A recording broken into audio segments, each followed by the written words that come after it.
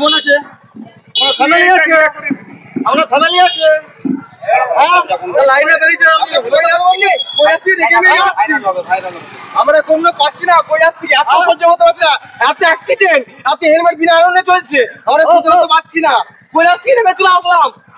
গুরুত্বপূর্ণ রাজ্য সড়কে উর্দিধারীদের সাথে দাঁড়িয়ে শিপ ও নন্দী ভেঙ্গি পথ চলতি যাত্রীবাহী গাড়ি চালকদের সকাল থেকে দিচ্ছেন সচেতনতামূলক পাঠ। হেলমেট পরে বাইক না চালানোয় বাইক চালকদের দিচ্ছে ধমক, বলছেন কাটা হবে ফাইন, কেউ পকেট থেকে টাকা বের করে ঘুষ দিলেও নিচ্ছে না।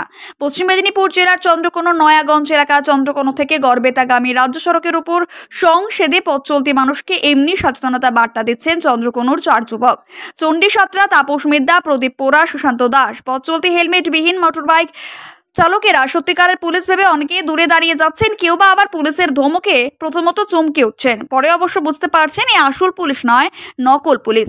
তবে আজকের দিনে এই উদ্যোগে অনেক পথ চলতি মানুষ সাধুবাদ জানিয়েছেন।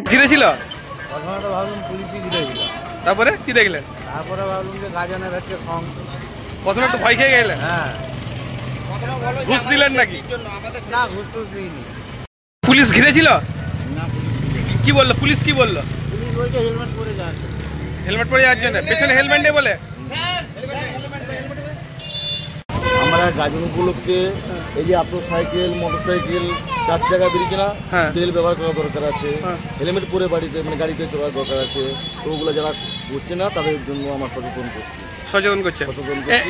লোকে তো ভয় খেয়ে যাচ্ছে, অনেকে ভয় খাচ্ছে এই কারণে যে আমি হেলমেট পরিনি, হ্যাঁ তাহলে আমাকে পুলিশ হয়তো কিছু বলবে, এই জন্য ভয় থমকে দাঁড়িয়ে। তাহলে এই পোশাকগুলো কি ভাড়ায় এনেছেন? হ্যাঁ, এসব ভাড়ায় এনে আমরা মানুষকে সচেতন করার জন্য আমরা গঞ্জের থেকে এই সংটা করছেন। আমরা বেরিয়েছি 7টা থেকে, বেরিয়ে মানুষকে সচেতন করার জন্য এই আমরা সংটা, আমরা বছর পরে একবারটি সংটা। আপনার নাম?